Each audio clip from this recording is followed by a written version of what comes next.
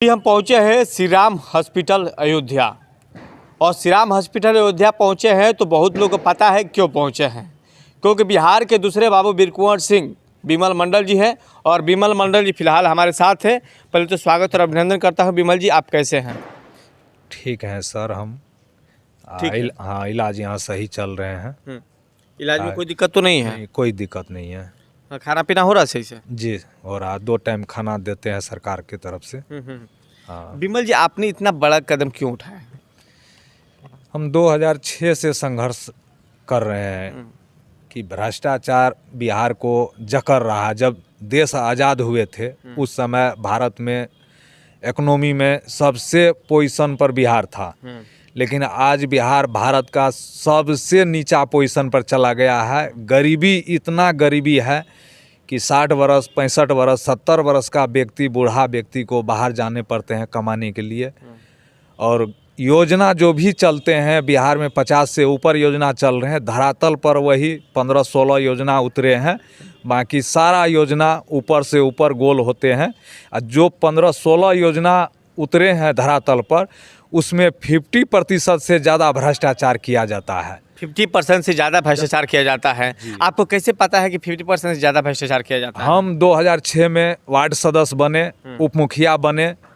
इसके बाद प्रखंड का हम दौरा किए। 5 साल तक हम प्रखंड को देखें कि कैसे कैसे भ्रष्टाचार होता है। फिर भी हमने संघर्ष करते रहे। प्रखंड, जिला, मंत्रालय तक हम जाते आते रहे। हर विभाग में हमारे वार्ड में ढलाई हुआ है 1 करोड़ से ज़्यादा का, जिसमें 30 लाख रुपया लागत नहीं लगा है।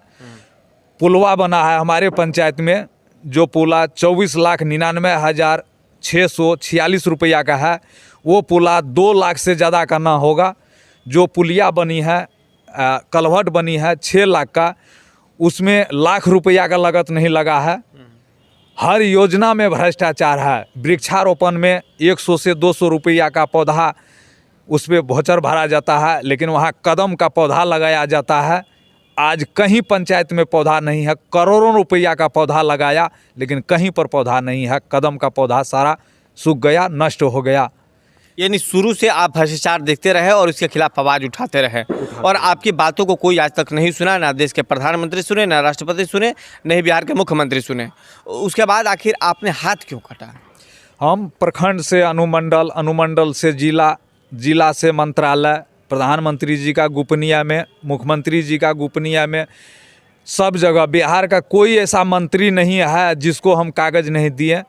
माननीय राज्यपाल महोदय जी का मुख्य सचिव को भी दिए, मुख्यमंत्री जी का मुख्य सचिव को भी दिए। सारा रिसीविंग हमारे पास में है, लेकिन कोई संज्ञान नहीं लिया भ्रष्टाचार पर। और 2022 में सबसे पहले हम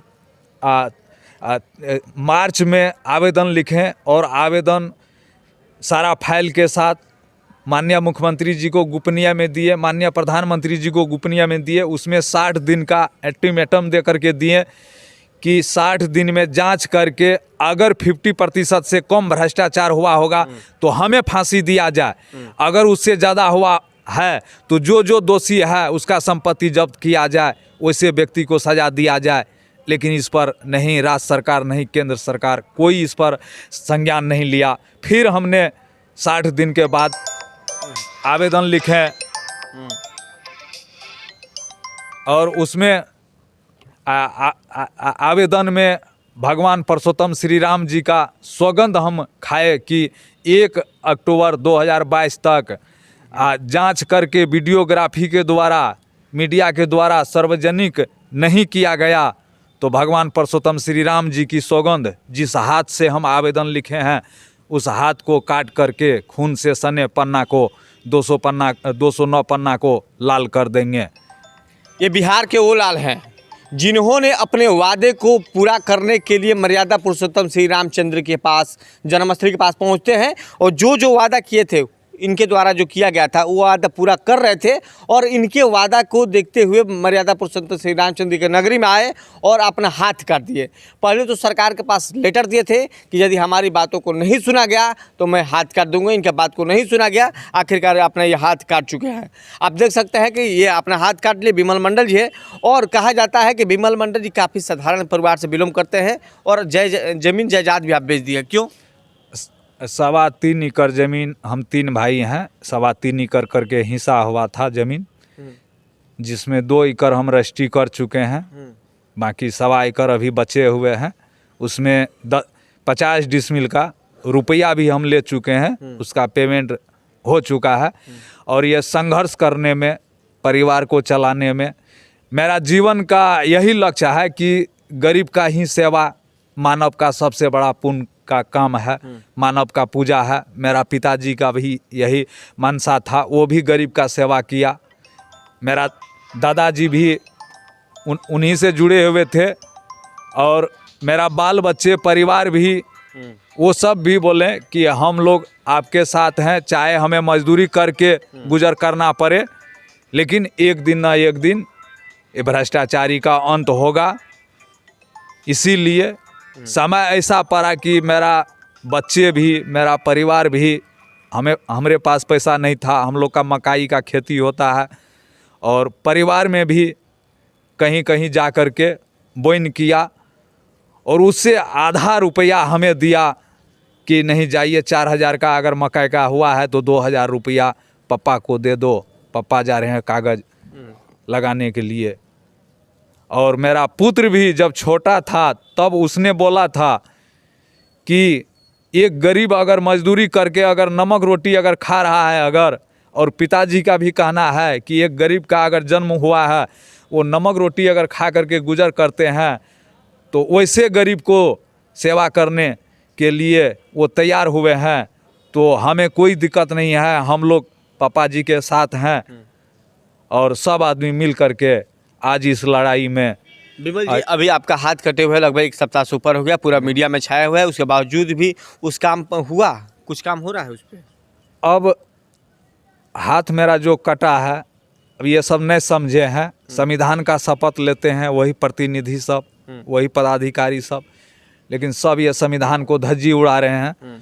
उसके लिए हम हाथ ठीक हो करके पटना गांधी मैदान में बैठेंगे आमरण अनशन पर, चाहे हमको 6 महीना लगे, 1 साल लगे, लेकिन हम अन्न पानी को त्याग करके हम धरना पर बैठेंगे वहाँ पर। और पर्सनल हम अकेला बैठेंगे और कोई उसमें जनता नहीं, जनता जो बैठेगी वो सब खाएंगे पिएंगे, हम अकेला बैठेंगे। और जब तक भ्रष्टाचार का अंत नहीं करेंगे तब तक हमें शक्ति भी मिला है, हमें विश्वास है कि मेरा प्राण नहीं जाएगा, लेकिन भ्रष्टाचारी को अंत करके ही दम धरेंगे। बिहार के मुख्यमंत्री नीतीश कुमार जी आपके राज्य के रहने वाले हैं। बिमल मंडल जी अररिया घर पड़ता है और भ्रष्टाचार के खिलाफ इन्होंने इतना बड़ा कदम उठा दिया, लेकिन आपके अंदर जरा भी मनौता कायम है, जरा भी मनौता दिखता है, तो ऐसे बाबू वीरकुंवर सिंह जैसे दूसरे बाबू वीरकुंवर सिंह को एक बार आप इनको नवाजिए और भ्रष्टाचार के खिलाफ जितने ये तथ्य दिए हैं इन पर जांच करवाइए। दूध का दूध पानी का पानी हो जाएगा, नहीं तो ऐसे तमाम लोग हाथ काटते रहेंगे, न्याय की गुहार लगाते रहेंगे। क्या मैं मुख्यमंत्री जी महोदय जी से कहना चाहता हूं कि आज 35 साल 40 साल उसको नीचे से ऊपर उठे हुए हो गए हैं, कभी तो जा कर के देखिए कि हॉस्पिटल का क्या हाल है, जानकारी नहीं दे करके कभी मतलब डायरेक्ट जा कर के देखिए कि गरीब का टोला मोहल्ला का क्या हाल है, कि हमने योजना जो चलाए हैं क्या धरातल पर कैसे वो ढलाई किया है, कैसे वो काम किया है। कभी तो जाके देखिए उसका घर कि उसका घर कैसे मतलब आवास योजना जो मिलता है उसके साथ क्या है। जब आप कानून जब बनाए हैं कि प्रथम किस्त जो व्यक्ति कुर्सी तक काम करेगा उसी को सेकेंड पेमेंट मिलेगा, तो कैसे आपका 2 से तीसरा पेमेंट हो जाता है, वो व्यक्ति एक भी ईंटा का काम नहीं करता है। कैसा आपके अफसर आपके साथ धोखा दे रहा। हमारे पंचायत में 1200 से 1300 हरिजन परिवार हैं, 1200-1300, उसमें 95% अभी झोपड़ी है, एक भी ईंटा 95% आदमी को नहीं मिलेगा। कम से कम उतर करके मुख्यमंत्री जी देखें क्या सुशासन बाबू आप कहते हैं? सुशासन बाबू आपको तो ऐसे अफसर आपके साथ ऐसे धोखा दे रहा है, ऐसे चक्रव्यूह में आपको फंसा दिया है कि आप कुछ नहीं सुनने के लिए चाहते हैं, नहीं देखते हैं कि धरातल पर पटना से उतर करके जाइए और गांव देहात में देखिए कि क्या हाल हो रहा है। कम से कम हमारे पंचायत का आप जांच करवा दीजिए, आपको आपका भी नाम जुग जुग तक रहेगा।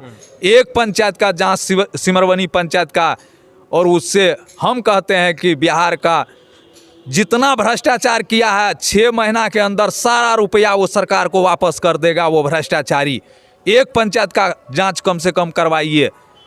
मनीष जी से मुलाकात हुई आपकी, मनीष कश्यप जी कल आए थे, मुलाकात भी हुई, बात भी हुई, क्या आगे की क्या प्लानिंग चल रही है? आगे का प्लानिंग यही है कि हम हाथ ठीक हो करके हम बैठेंगे गांधी मैदान, पटना गांधी मैदान में हम बैठेंगे आमरण अनशन पर।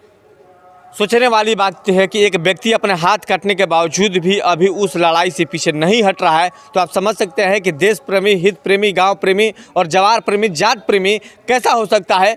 वहीं जो व्यक्ति शपथ लेते संविधान का, वो लोग किस तरह का हरकत करते हैं अब किसी से छिपा नहीं है। मैं सलाम करता हूँ आपको बार बार कि आपने इतना बहुमूल्य समय निकाला मेरे के लिए। उसके लिए मैं मीडिया वाले चौथा स्तंभ को धन्यवाद देता हूँ कि ये सब मुझे साथ देगी एकदम देगी। और अभी तक जो पहुँचे हैं हमारे दरवाजे तक, हमारे पंचायत तक, मैं सबको धन्यवाद देता हूं।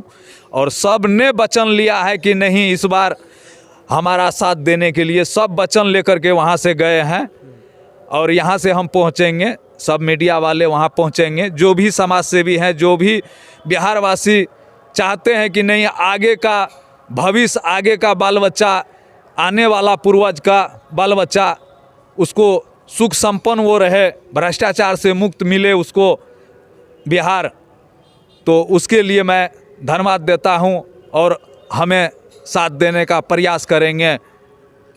जय हिंद। जय हिंद। जय हिंद।